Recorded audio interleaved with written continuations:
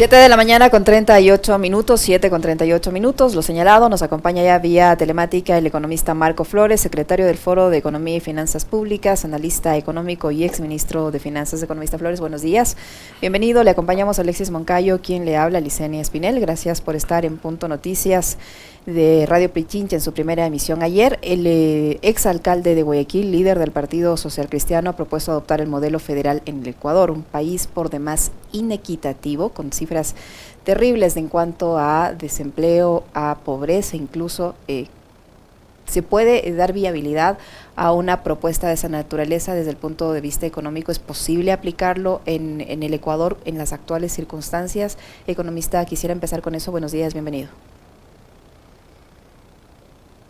Me parece que su micrófono está apagado, economista Flores. El eterno problema de los entrevistados. Buenos días, Licenia, un gusto saludar a usted, Alexis, y por supuesto a toda la audiencia que nos mira y nos escucha. Mire, yo lo que creo es que esa propuesta del federalismo, que no es nueva, es una propuesta que, según yo he podido percibir y sentir, tiene bastante apoyo en Guayaquil, bastante apoyo. Algunos no lo dicen, pero y no desde ahora, yo diría que casi que desde siempre. Lo que sí me parece es que es una propuesta absolutamente inoportuna, en un momento en que la situación del país mismo, se encuentra realmente dividido, con una fragilidad enorme por donde se lo mire, en lo político, en lo social, con unas injusticias abismales que han producido el movimiento indígena y, en definitiva, la expresión masiva de los pobres en el Ecuador, que no son pocos, ¿no? Son 7 millones de personas. Me parece absolutamente inoportuna. Y luego, para empezar, hay que modificar la Constitución, ¿no?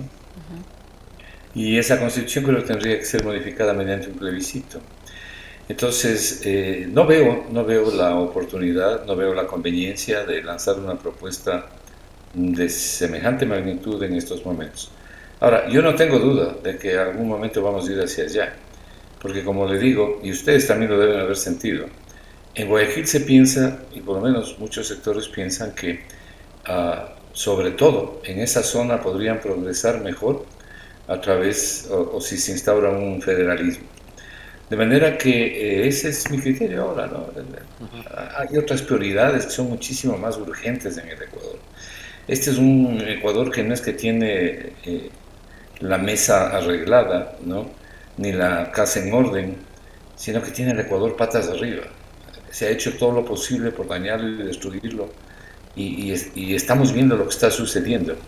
Lo que ha sucedido últimamente es que el paro se ha suspendido, pero las causas fundamentales que originan ese paro siguen subyacentes y van a seguir subyacentes mientras no se cambie un modelo económico que no le sirve al 50% de la población. Simplemente no le sirve. Este es un modelo económico anacrónico, anticuado, concentrador, exclusivista, que tiene que ser cambiado. Por lo menos ahora, yo no creo que eso vaya a ocurrir obviamente en el gobierno de Lasso, pero por lo menos ahora hay que ver que si el giro de los acontecimientos que ha señalado el propio presidente de la República y el giro de la política económica que ha señalado él y su nuevo ministro de Finanzas se concreta en la realidad. Hay que pasar de las palabras a los hechos, y para empezar hay que modificar la programación cuatrianual, hay que modificar el presupuesto, meter no menos de 2.000 millones de dólares en inversión social pública y ejecutarla, porque usted puede anotar 10.000 o 20.000 millones, que no sirve de nada si no la ejecuta. Hay que ejecutar los recursos que se ponen en el presupuesto para que les llegue a la gente. Economista, ¿cómo está? Qué gusto saludarle, muy buenos días. A ver, la designación de Pablo Arosemena, conociendo además cuál es su visión del rol del Estado y de lo público, sabiendo cuál es su criterio, cuál era su criterio sobre aquello, ¿da para eso? O sea, digamos, el gobierno entendió y procesó muy bien los mensajes de la protesta de 18 días y designa a Pablo Arosemena Marriott como el ministro de Finanzas, porque justamente es él el personaje indicado para suplir las necesidades que ha expresado el pueblo durante estos 18 días de protesta. ¿Es él el indicado? Le pregunto esto porque además ayer apenas se sentó en el despacho del Ministerio de Finanzas. La primera reunión que mantiene Arosemena es justamente con los delegados del Fondo Monetario Internacional, ¿no? Yo hubiese creído que, digamos, la primera reunión de Arosemena iba a ser, primero, obviamente, con su equipo más cercano, y después, probablemente, con los sectores sociales que se estaban expresando en la protesta, pero la primera reunión de Arosemena es con la gente del FMI. Bueno, varias cosas en lo que usted dice. Primero, rápidamente yo quiero comentar lo que señaló hace un momento Liceña, ¿no?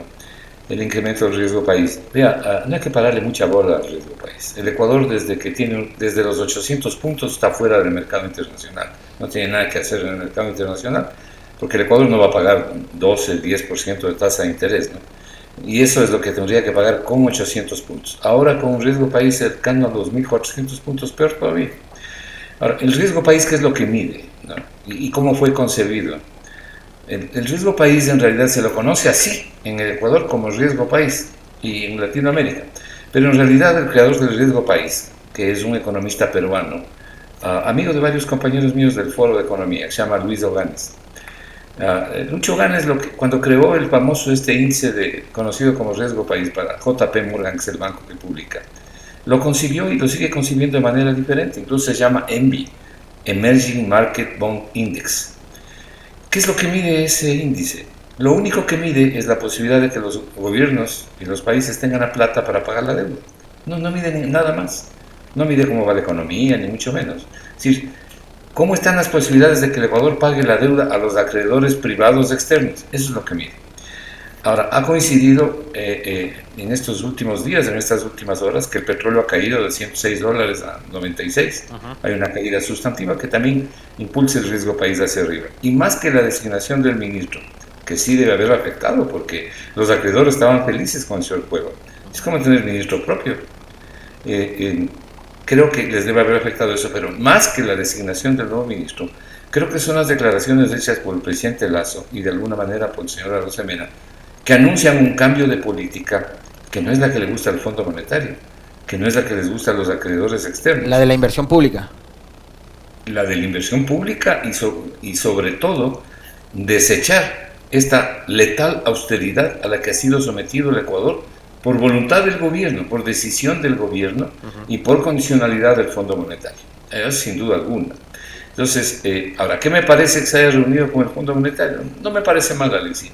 Con el Fondo Monetario hay que reunirse, pero lo que hay que hacer es recuperar la autonomía de la política económica frente al Fondo Monetario y frente a los organismos internacionales. El Ecuador necesita la asistencia del Fondo Monetario, pero no necesita que el Fondo Monetario venga a gobernar el Ecuador. Ni el Fondo Monetario, ni el Banco Mundial, ni el BID, ni ninguna institución. No podemos confundir lo que es la asistencia internacional que requiere todo país con, yo le podría mencionar los casos de varios compañeros míos en el foro, fueron ministros de finanzas, los problemas que tuvieron con el fondo. Y yo mismo. A mí también me quisieron presionar. A mí también me exigían varias cosas. Y por supuesto que no las acepté, ¿no? Nunca las acepté. Y tengo compañeros como Carlos Julio Manuel, que incluso tuvo problemas con el delegado del Fondo Monetario aquí, porque trataban en realidad de ejercer una imposición. Por ejemplo, la energía eléctrica, ¿no? Querían subir las tarifas a partir de determinado kilovatio hora, que lo único que permitía era tener un rayo y un foco. Es decir, esa política de austeridad letal, que en todos los países donde han ido han destruido las economías. Lo cual no significa que uno no se preocupe de la responsabilidad fiscal. El problema es que dirigió la política económica de este país durante un año una persona que es absolutamente dogmática. Lo que se ha implementado en el Ecuador, Alexis, son los principios neoliberales. Los principios neoliberales que hablan del Estado obeso, de la grasa del Estado, que hay que cortar la grasa del Estado. La famosa devaluación interna, que es echar los trabajadores a la calle y reducir los salarios. Pero ¿qué posibilidad, economista Flores, perdón que le interrumpa, qué posibilidad tenemos de que esta situación cambie, tomando en cuenta que el nuevo ministro se ha declarado abiertamente contrario a lo público? Siempre ha sido una persona que ha cuestionado el servicio público. Entonces, ¿qué posibilidad hay? Y además tomando en cuenta que el programa de gobierno es absolutamente neoliberal, en lo económico también, ¿qué posibilidad hay de que eso cambie, de que él en realidad cumpla lo que dice, que va a reordenar las cuentas públicas con visión social. Además, ¿qué confianza genera él, tomando en cuenta que hay incluso ya dudas sobre su tema de declaración de impuestos, de $36 que ha declarado el impuesto a la renta? Él deberá hacer todas las especificaciones, las aclaraciones del caso, pero al menos de ese tipo de cosas generan dudas, y un ministro de Finanzas debería proyectar confianza. Y cualquier ciudadano común y corriente que gana más de $600 declara mensualmente, o le retienen mensualmente más de $36 en impuesto a la renta. A ver, bueno, voy a comenzar por lo último. Primero, yo no creo que hay que fijarse en los $36 que ha declarado él o cualquier persona. Hay que fijarse en el impuesto causado. Porque el impuesto causado puede ser que tenía que pagar $4,000 por decirlo, pero que tiene deducibles, tiene descuentos y llega a $36. No sé cuál sea el caso, pero le digo, lo que hay que mirar es el impuesto causado, no el pago efectivo del impuesto, porque el pago efectivo del impuesto no dice mayor cosa. Si no, mire las empresas, ¿no? Esto por un lado. Por otro lado, lo que sí es absolutamente necesario es que el Ministerio de Finanzas esté conducido y esté guiado por una persona con profundo conocimiento de la economía, con enorme solvencia académica, profundo conocimiento de la economía. Esta no es la hora de la improvisación, ni aquí ni en ningún lado. Pero no solo eso, sino que tenga la suficiente experiencia para poder conducir la economía, sobre todo en un momento tan difícil como el que vive el Ecuador. Esto por un lado. Por otro lado, mire, ante su pregunta si podrá pasar de las palabras a los hechos, en definitiva, de las declaraciones del cambio que dice que implementarán de política económica y que dice también el presidente, para pasar de las palabras a los hechos yo le voy a responder más bien, o le voy a dar una respuesta bíblica, ¿no?, que está contenida en Mateo y en Lucas, ¿no? Por sus frutos los conoceréis. Y Jesús dijo, el árbol que no da frutos debe ser cortado y echado al fuego. Entonces, esto de decir que vamos a ordenar la economía, es como decir mi mamá me ama.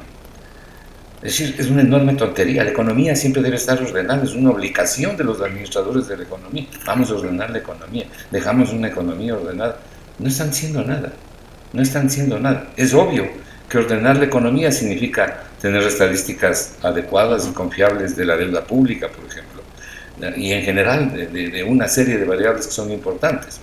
Pero ordenar la economía desde el punto de vista de la casa en orden no significa destruir a las familias, no significa llevar adelante una austeridad letal, como le dije hace un momento, que es el detonante del paro. Digo detonante porque las causas del paro subyacen desde hace mucho tiempo, que son la exclusión, la marginalidad, la miseria en la que viven los campesinos. O sea, el Ecuador era una olla de presión, economista. Y le quiero citar algo que pasó ayer, de paso solidarizarme con la familia. Una niña de 11 años, Liceña, paciente con cáncer, perdió la vida. ¿Por qué? Porque en el sistema público de salud no había medicinas para que pueda ella seguir su tratamiento de quimioterapia. Entonces, el Ecuador era una olla de presión, economista. O sea, la casa en orden porque sí, porque teníamos las reservas por encima de los 10,000 millones de dólares, la recaudación de impuestos más alta de la historia, etcétera, etcétera. Pero los hospitales con médicos que eran despedidos a diario, sin medicinas, los quirófanos sin iluminación, las escuelas con los techos que se caen a pedazos y los chicos tienen que estudiar en esas condiciones, las carreteras en mal estado. Se va un ministro de Obras Públicas denunciando que Finanzas no le destinó un solo dólar y que quedan 44 proyectos, como decía el economista Flores, en papeles, que se necesitan 570 millones para nuevamente hacer mantenimiento en las vías del país, pero no hay la plata. O sea, esa es la realidad del país. O sea, lo que pasó estos 18 días iba a pasar sí o sí. Mire, en primer lugar, lo de la casa fiscal en orden no es verdad. Si quiere en algún otro momento yo puedo explicar el por qué no es verdad. Pero si puede ahorita, en el tiempo que tenemos, hágalo. Rápidamente, mire, la casa en orden, es decir, el haber reducido el déficit fiscal de lo que tanto se ha enorgullecido el ministro de Finanzas que salió. ¿De dónde sale la tal casa en orden? ¿De dónde sale la reducción del déficit fiscal? $1,000 millones que nos regaló el Fondo Monetario Internacional, que es la parte del pastel que le tocó al Ecuador, ¿verdad? Esos son ingresos temporales. En segundo lugar, entre enero y mayo, los ingresos petroleros del Ecuador aumentan respecto del año anterior en otros $1,000 millones. Esto quiere decir que por el incremento del precio del petróleo, que no es algo bajo el control del Ecuador, que es una variable exógena, que el Ecuador no controla, El Ecuador recibió, sin haberlo pensado, como lotería del petróleo, $1.000 millones. Ahí nomás llevan 2.000. Pero luego usted tiene la destrucción de la inversión social pública. Es decir, el no haber usado dinero para invertir en lo que usted acaba de decir, para evitar las penurias que usted acaba de señalar.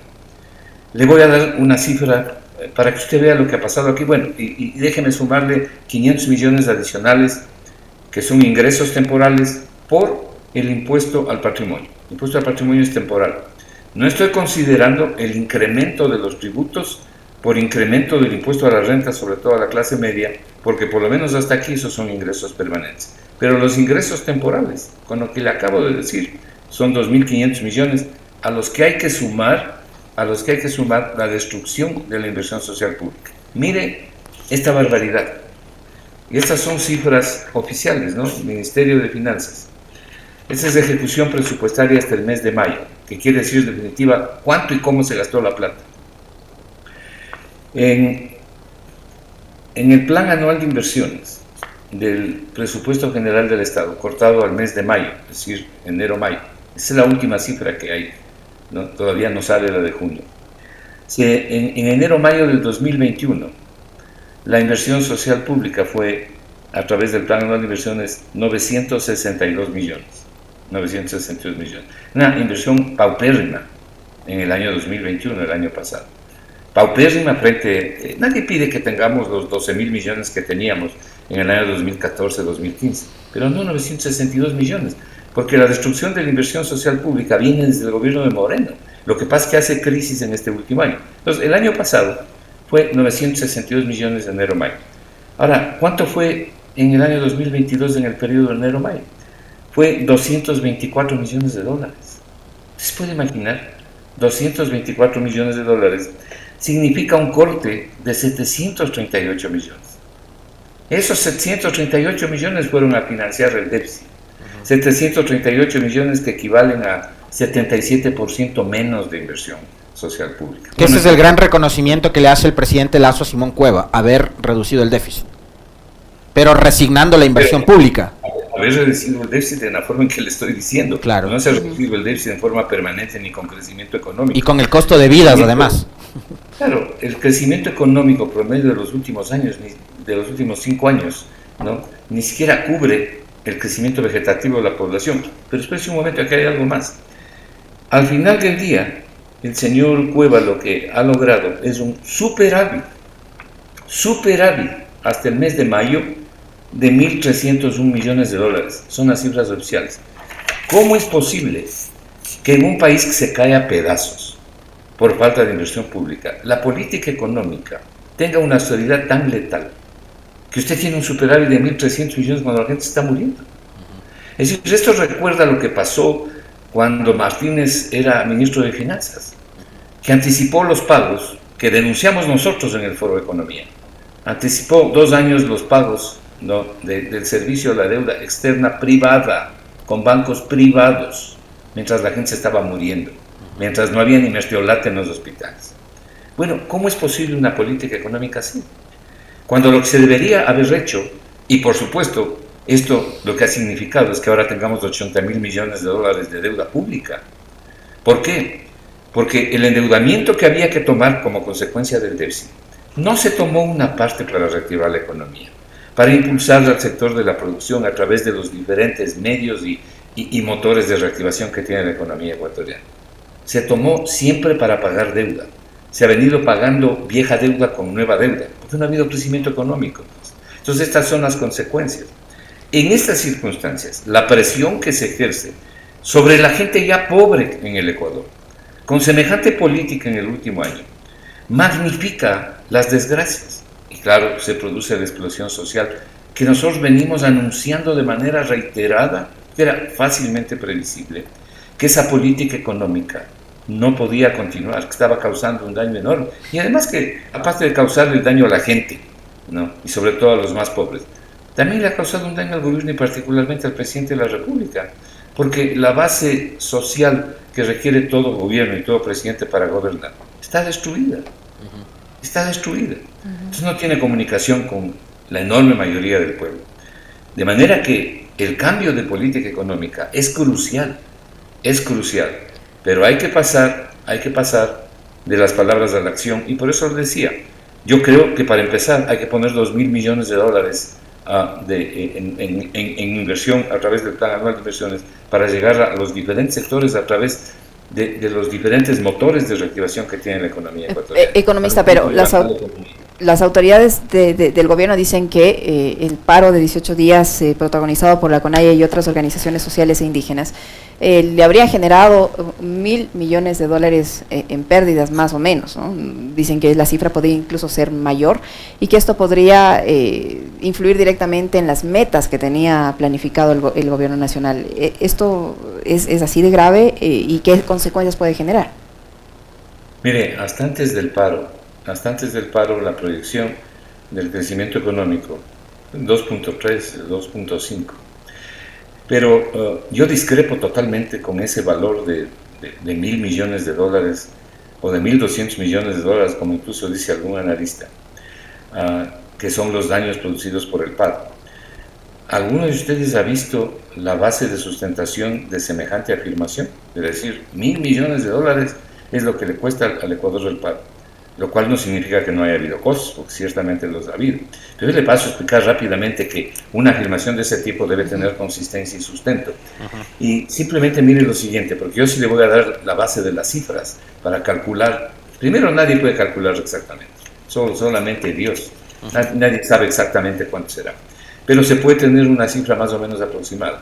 ¿Pero con referencia a qué? Pues, con referencia al PIB, pues, al tamaño de la economía, a la producción de bienes y servicios. ¿El PIB qué es? Es la suma de bienes y servicios valorados a los diferentes precios posibles que se acumulan en un año. Bueno, el PIB anual para el año 2022 es 106.3 millones de dólares. ¿Ok? Eso quiere decir que el PIB diario es 290.5 millones de dólares. Tengo las cifras porque es una pregunta que me han hecho en varias entrevistas.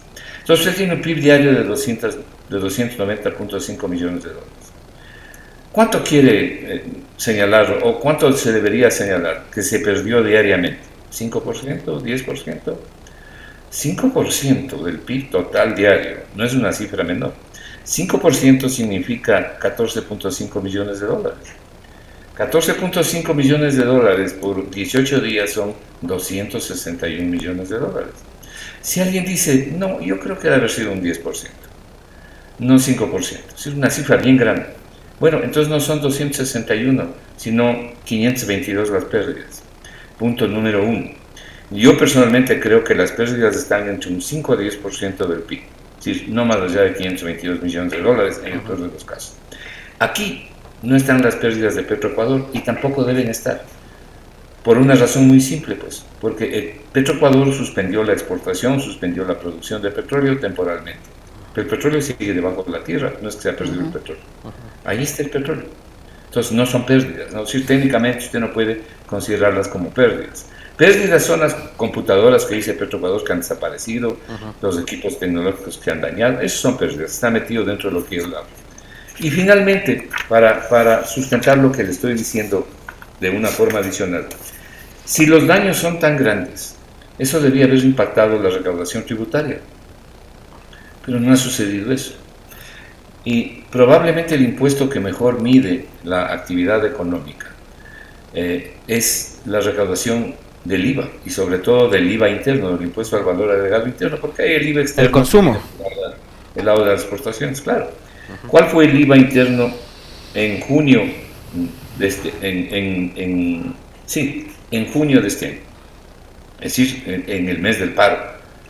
Fue 309 millones de dólares lo que se recaudó. ¿Y cuánto se recaudó en junio del año pasado? 299 millones. Entonces, cuando uno lanza una cifra, hay que tener algún sustento para poder lanzarla. Y además es muy malo el angustiarle más a la gente que ya está bastante angustiada y bastante jodida, ¿no? Pero si usted mira además, lo mismo ocurre en el caso del impuesto a la renta, ¿no? Probablemente un dato interesante para ver es el impuesto a la salida de divisas. El impuesto a la salida de divisas, donde hay grandes filtraciones y evasiones, al igual que en el caso de los aranceles. Ahí hay mucho dinero que se puede recaudar, que hay filtraciones ahí. Mire, en el impuesto a la salida de divisas, en junio se recaudó 78 millones de dólares en junio de este año. En junio del año pasado, 88. Sí, es prácticamente lo mismo. Y en el caso de los aranceles, en junio de este año se recaudó 100 millones. En junio del año pasado se recaudó 112. Prácticamente lo mismo. De manera que no hay razón para poder decir que aquí lo que se ha perdido son 1.200 millones de dólares, lo cual no significa que no hayan habido pérdidas, porque además han habido pérdidas humanas, ¿no? Obviamente hay que ver qué resultados tenemos en el mes de julio, cuando termine el mes de julio. Pero a mí me parece una total imprudencia y me parece un error el lanzar cifras que lo único que hacen es acongojarle más a la gente, en un momento en que hay que tratar de unirnos, ¿no? Yo no creo que en el Ecuador va a haber paz. Lo que el Ecuador ha hecho es regresar a su normalidad, a la normalidad muy al ecuatoriano. Pero los problemas subyacen, porque la injusticia social subyace. O sea, imagínese, economista, por ejemplo, y este es un caso que, digamos, en lo particular yo trato siempre de recordarlo, porque usted ya lo señalaba hace un momento, o sea, en el papel pueden estar, es lo que dejó diciendo en un tuit que finalmente lo borró el exministro de Obras Públicas. 44 proyectos en papeles que se necesitan 570 millones de dólares para ejecutar. O sea, en el papel está hermoso. O sea, en el papel, las ofertas de campaña de Lasso, en el papel, el plan de gobierno estaba maravilloso. El asunto está en que se cumpla. Ayer, que hubo un evento, tengo entendido, de ascenso de la Policía Nacional, a donde asistió obviamente el presidente de la República, en su discurso, ¿sabes qué volvió a repetir, Licenia, los economista? Millones de dólares. Exactamente, ayer volvió a repetir, yo ya perdí la cuenta, ¿ya? No sé cuántas veces el presidente Lasso, en entrevistas, en tweets, en discursos públicos como el de ayer, ya ha dicho lo de los 1.200 millones de dólares para seguridad a la Policía Nacional. Desde el 9 de abril, que lo mencionó la primera vez, abril, mayo, junio, julio, ya perdí la cuenta, si fueron 10, 20, 30 o 100 veces que le escuché hablar a Lasso de los 1.200 millones de dólares para seguridad. Hasta ahora no les dan un centavo. O sea, finalmente, si es que no hay conciencia por parte del gobierno, va a seguir pasando lo que pasa. O sea, la alcaldesa de Guayaquil, que durante los días de paro cogió y movilizó nuevamente volquetas, cerró los puentes, dijo acá no vienen los violentos. Ayer hubo un caso de sicariato en Guayaquil, como los hay todos los días. Todos los días hay robos, asaltos, delincuencia, inseguridad en Guayaquil. La violencia está ahí. Es una cosa que pasa todos los días, pero que no es atendida por el Estado central. La policía, economista, que se dedicó a apalear en el piso a los manifestantes durante los 18 días, hoy, cuando hay casos de sicariato, aquí en Quito hace 2 días asaltaron un blindado en un centro comercial a las 6:30 de la mañana, ahí no aparece la policía. ¿Dónde están los 1.200 millones de dólares para seguridad? Es exactamente así, por eso es que hay que mirar las cifras ejecutadas y no codificadas. Mire, tan cierto es lo que usted dice, que con las propias cifras oficiales al mes de mayo de este año, le voy a señalar lo siguiente. El ministro de Finanzas, hasta hace poco el señor Cueva, subió la asignación para la inversión social pública a través del Plan Anual de Inversiones. En el presupuesto estaba considerado en 1.800 millones de dólares y ahora la cifra es 3.000 millones de dólares. 3.066 millones de dólares lo codificado. Antes estaba en 1.800, o sea, la subió en aproximadamente 1.200 millones. Pero la subió en el papel, es decir, en el codificado, porque el ejecutado, como le acabo de decir, fue 224 millones. Entonces usted puede subir aquí esto a 10.000 también. Pero lo que hay que ver es cuánto es lo que se desembolsa, cuál es el valor ejecutado. ¿Y qué dijo? Ya en adelante vamos a desembolsar. Hasta mayo no ha ocurrido eso. Ahora, aquí hay un punto central, Alexis y Licenia. La pregunta es, si nosotros ponemos 2.000 millones de dólares, que me parece es lo mínimo que se debe poner, para poder favorecer a los sectores productivos y atender las cosas que estamos viendo que son un desastre. Y que todo el mundo ha venido diciendo esto a lo largo de este año, todo el mundo ha venido contando las penurias, no solamente de los recursos que se requiere para seguridad, los recursos para salud, para educación, para obra pública, que es un motor fundamental del crecimiento y del empleo. Ya lo sabemos. La pregunta es, si ponemos esa plata en inversión, ¿vamos a tener un déficit fiscal igual al que se dijo que se iba a tener, es decir, bajo el 2% de déficit fiscal. No, el déficit fiscal va a ser mayor. Pero lo que hay que entender es que usted no puede eliminar el déficit fiscal en la forma en que ha venido haciendo el gobierno desde hace 5 años. Es decir, sin crecimiento económico, simplemente con deuda y maltratando a las familias ecuatorianas para lograr este superávit. Entonces, el déficit fiscal hay que cuidarlo, hay que eliminarlo. Lo que no puede una economía es tener un déficit fiscal permanente y eliminarlo de a poco. Le quiero citar un caso muy concreto. Mire, yo sigo de cerca a la economía colombiana, unas 4 economías, entre la colombiana. Y me he leído todos los programas económicos de los candidatos colombianos, con especial atención al de Petro, y creo que vi casi todos los debates de los candidatos. Hace unos 2 días le hicieron una pregunta a Petro ya como presidente electo, y le dijeron, hay gente que está recomendando que usted debe bajar el déficit fiscal, que en Colombia está alrededor del 7% del PIB. Usted debe bajar el déficit fiscal al 2%. ¿Y sabe lo que contestó? Dijo, sería destruir a las familias colombianas. Pues dijo, ¿cómo voy yo a dejarlo menos del 2%? Es decir, nosotros tenemos como meta, dijo, un 2%, pero a lo largo del tiempo. Entonces, si usted quiere masacrar a la gente, el déficit puede ser también cero, pero no habrá $2 para invertir en ningún lado. Entonces, es evidente que la economía y la política económica tienen que hacer las dos cosas.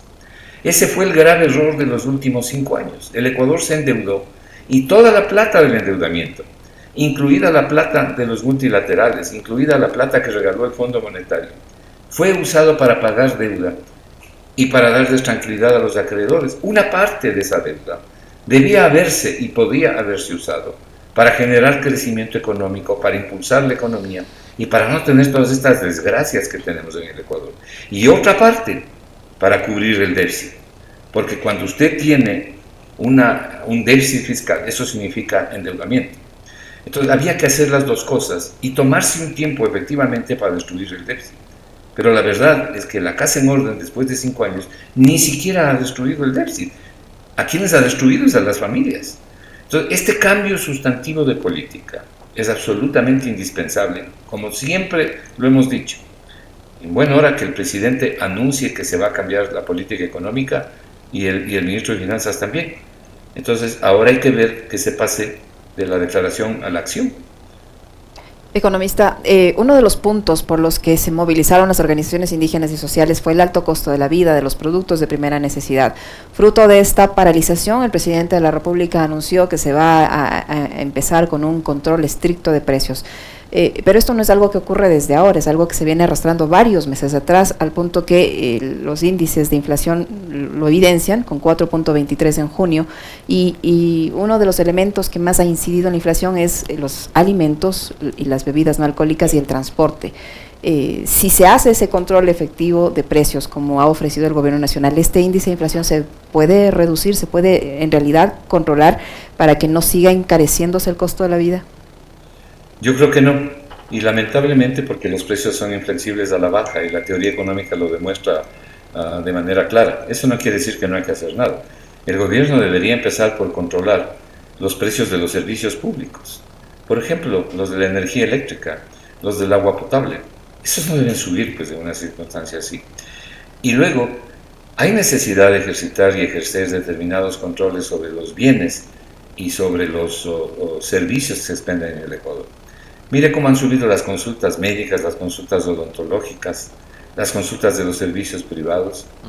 Y por supuesto cómo han subido los precios. Olvídese del índice general de precios, que es el que mide la inflación. Ese es un indicador que no hay que mirar en este momento.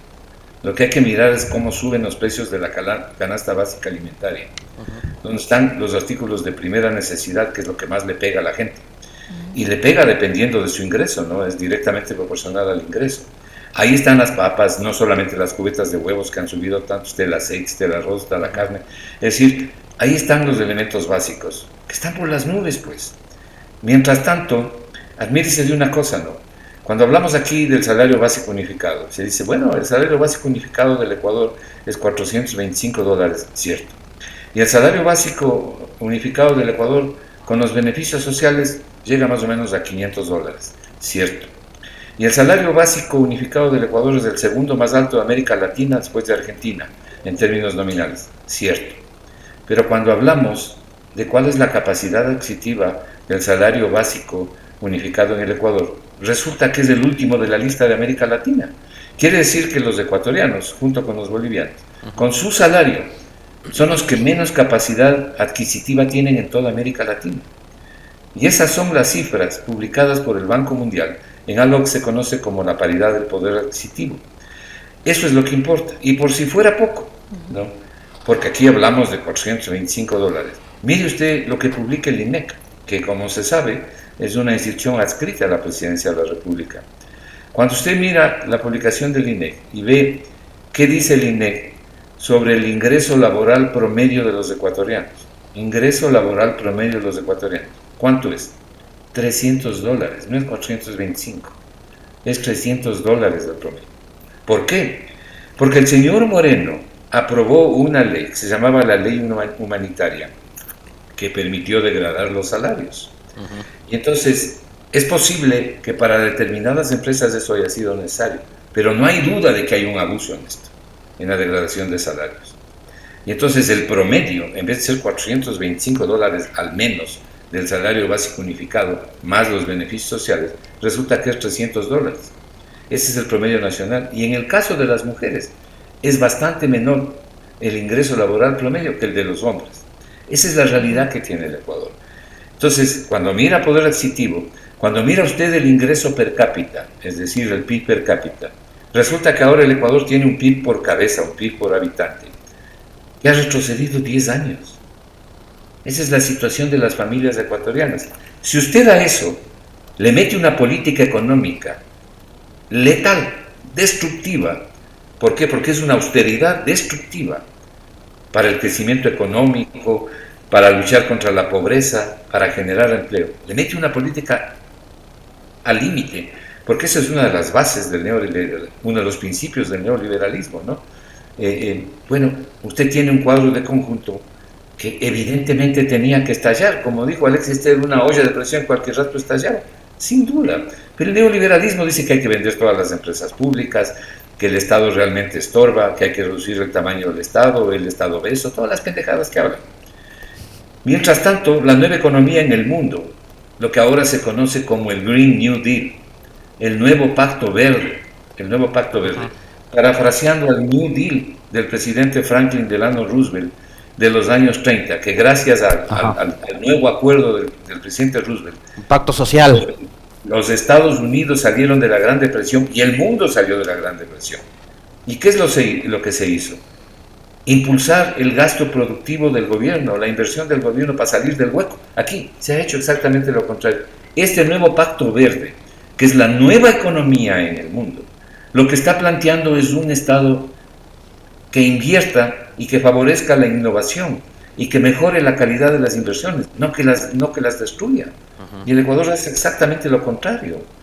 En una situación de una pobreza ya existente, por si acaso alguien no sepa. ¿Cuál es el índice de pobreza, economista? ¿Cuál es el índice de pobreza y desigualdad que tenemos ahora? Mire, por si acaso alguien no sepa, es justamente lo que le iba a decir. El promedio de la pobreza multidimensional en el Ecuador es 40% de la población total. Es la fuente del INEC, ¿no? Eso significa 7 millones de personas en pobreza multidimensional. Y la pobreza multidimensional significa carencias no solo en ingreso, significa carencias graves en calidad de la comida, servicios básicos, en vivienda, en infraestructura. Los campesinos... O sea, no tienen agua potable. Para empezar, cuando quieren hablar del tema de la desnutrición infantil, empecemos porque las familias, para dar de comer, alimentar a sus niños, ni siquiera tienen agua potable. No tienen infraestructura básica, lo que tienen son letrinas. Exacto. No tienen acceso a una educación y por eso y no pueden planificar el futuro porque sus ingresos los consumen totalmente y al no poder planificar el futuro, la pobreza se transmite de generación en generación y los niños nacen pobres y mueren pobres. Esto es lo que decía Gunnar Myrdal, a quien le dieron el Premio Nobel de la Economía justamente por esto cuando habló del círculo de la miseria. Esa pobreza multidimensional incluye además en los 7 millones de personas están incluidas 2 millones de personas que viven con menos de $1.61 al día, fuente INEC. Están incluidos 3 millones de personas que viven con menos de $2.80 al día, fuente INEC. Pero no solamente eso, sino que esa pobreza multidimensional, que a nivel nacional es del 40%, en el sector rural, donde están los campesinos. Llega al 70 y al 75%, igual que en algunas provincias de la Amazonía. Esa es la situación que hay en el Ecuador. Economista. No hay acceso a nada del Estado moderno. Por eso es que yo sostengo que la economía tal como está formulada, tal como ha sido concebida, es una economía concentradora y no le sirve al 50% de la población. Hay que cambiar esto de manera radical a través de un nuevo contrato social, un nuevo contrato social mucho más justo, mucho más equilibrado entre las empresas, los trabajadores y el gobierno. Hacia allá es donde hay que ir. Economista, yo le quiero plantear también, que nos extendemos en la entrevista con el economista Flores, en buena hora que sea así, el tema subsidios y el tema combustibles, ¿no? Una cosa, digamos, cuando beneficia a la gran mayoría de la población o cuando se trata de un bono como el de desarrollo humano, hablamos de subsidios. Cuando tiene que ver con el sector productivo, las empresas, se habla de incentivos, ¿no? Entonces de ahí ya, desde la utilización de los conceptos, se genera una distancia y una diferencia considerable. Pero hablemos también de los subsidios a los combustibles, porque yo creo que quienes estamos en capacidad o quienes están en capacidad de pagar el precio justo por los combustibles, tenemos que hacerlo, pero hay sectores que deberían beneficiarse de una suerte de subsidio, de cuota, etcétera, que es un valor simbólico y otro que lo cubre el Estado, ¿no? Pero esto es algo que se lo planteó o que se lo viene discutiendo ya desde hace algún tiempo. Y yo recuerdo que durante el gobierno de Rafael Correa se habló mucho del cambio de la matriz productiva, pero también del cambio de la matriz energética. Y fíjese usted que por ahí quedó trunco, por ejemplo, el proyecto de las cocinas de inducción, ¿no? Para empezar a utilizar energía limpia, las hidroeléctricas que se habían construido, para, por ejemplo, calentar agua, cocinar, etcétera, etcétera, ¿no? Pero también fue un proyecto que sufrió, digamos, una campaña de desprestigio y todo lo que montaron en esa época. Lo propio con el tema de los subsidios. Y ahora lo que han pretendido decirnos es, y fíjense cómo la doble moral y las contradicciones, nos han dicho, a ver, con esos 15 centavos de reducción en el galón de las gasolinas y del diésel, ¿cuántos recursos resigna el Estado para educación, para salud, que bien podrían invertirse en esas áreas?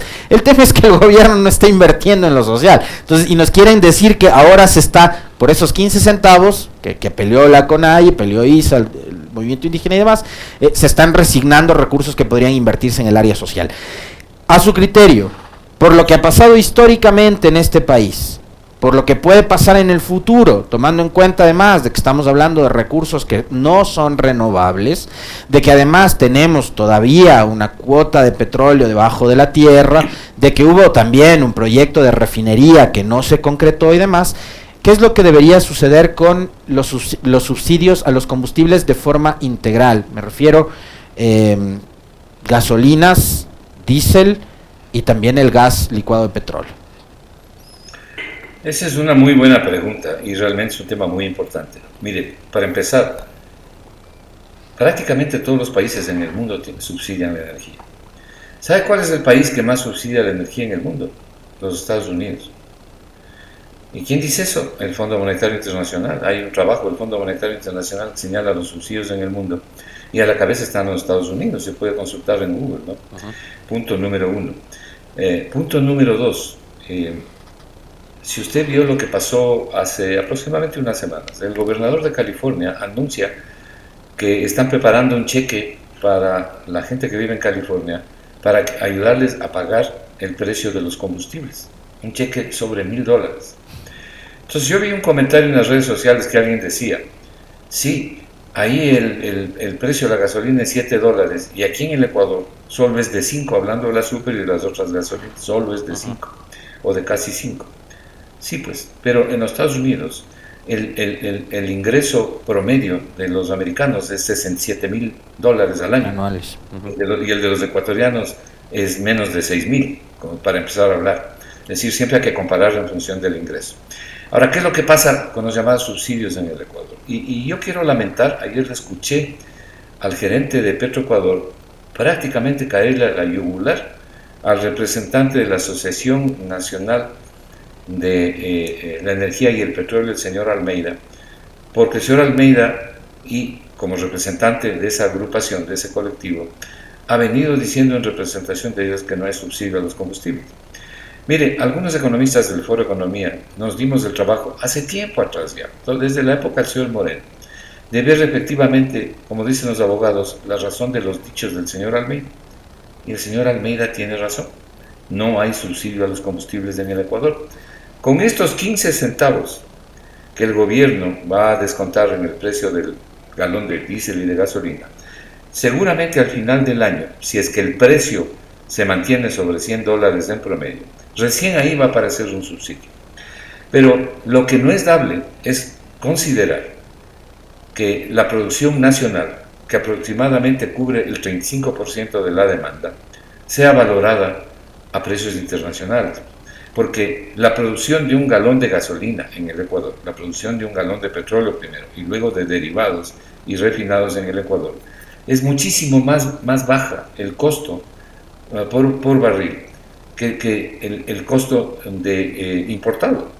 ¿Cómo puede usted valorar la producción nacional a precios internacionales y entonces decir, en este 35% también hay subsidio? No, eso no se llama subsidio, señores. Eso técnicamente se llama costo de oportunidad. El costo de oportunidad en economía significa hacer una cosa y no hacer otra, y ver la diferencia de hacer lo uno o lo otro. Se llama costo de oportunidad, no subsidio.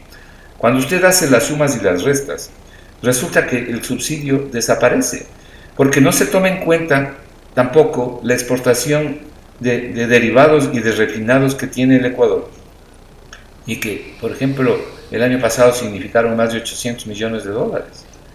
Por eso es que el Banco Central, usted verá, no habla de subsidios, y a propósito hay que hacer un comentario sobre el Banco Central, no habla de subsidios. Si usted entra en la información del Banco Central, usted verá que el Banco Central habla de diferencia en los costos de importación versus los costos de venta en el mercado interno. Entonces se confunden los conceptos. El gobierno lo que debería decir es, yo valoro mi producción a nivel internacional y creo que podríamos tener unos ingresos mayores aquí si es que los valoramos a nivel internacional. Pero no hay subsidio. Ahora bien, ese criterio de valorar lo que se produce aquí también es aplicable para los plátanos, para los camarones, para las papas. Entonces la próxima vez que usted, Alexis, vaya a comprarse una funda de papas o una cabeza de verde o de plátanos, calcule el subsidio que le están dando, porque esa funda de papas, esa cabeza de verde o de guineo, tiene un costo mucho más alto en el exterior. Entonces también es subsidio. Es decir, eso yo creo que es absolutamente impresentable, ¿no? ¿Y de dónde salen esos $340 millones que supuestamente le va a costar al Estado el financiar esta disminución de 15 centavos? Bueno, los $340 millones son una medida, un costo muy aproximado, porque eso supone que la demanda no va a cambiar y el precio no va a cambiar. Y el suponer que el precio de los combustibles no va a cambiar es un gravísimo error. De hecho, en las últimas 48 horas ha caído a $10. Entonces, hay que ver cuál es el precio promedio en el año, ¿no es cierto?, para poder calcular qué es cuánto de plata significan los 15 centavos. El momento que se hizo el cálculo, se asume algo que los economistas solemos decir, yo soy uno de los que más se opone a ese tipo de cosas.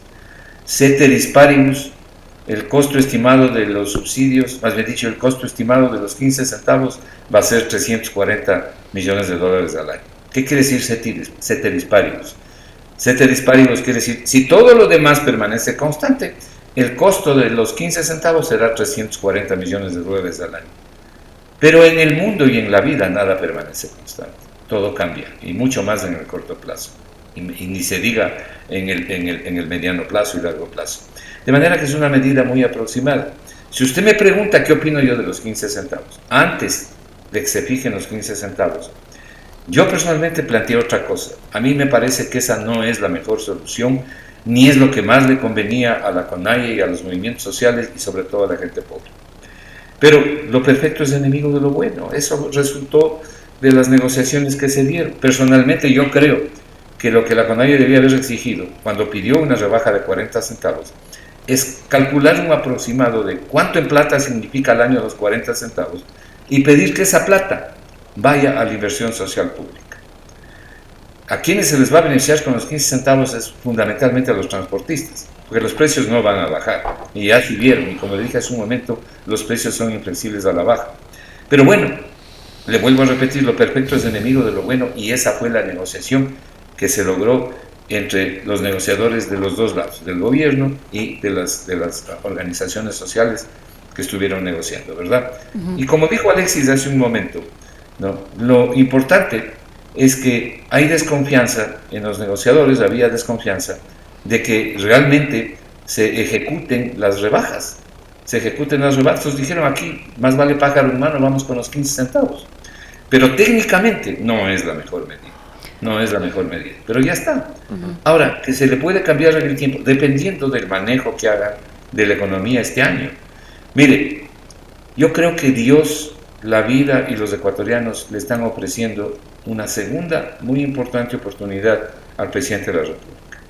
Y ojalá realmente él la tome, porque esa segunda oportunidad, si es que se hace lo que se debe hacer en la política económica, si se orienta la política económica al bien común, a recuperar la economía y el empleo como primera prioridad, lo cual no significa olvidarse del déficit fiscal, sino como primera prioridad, no solo que puede ayudar a los ecuatorianos y puede ayudar a los pobres del Ecuador, no solo eso, sino que puede recuperar su base social de gobierno que está actualmente destruida. No hay comunicación entre el presidente de la República y la enorme mayoría de ecuatorianos, pero puede reconstruir eso a través de la política económica. Muy bien. Si algo dañó la política económica, aparte de producir todas las penurias ya analizadas, fue también que destruyó la base social de gobierno del presidente. Entonces hay que reconstruirla y se puede hacerlo con buena política económica.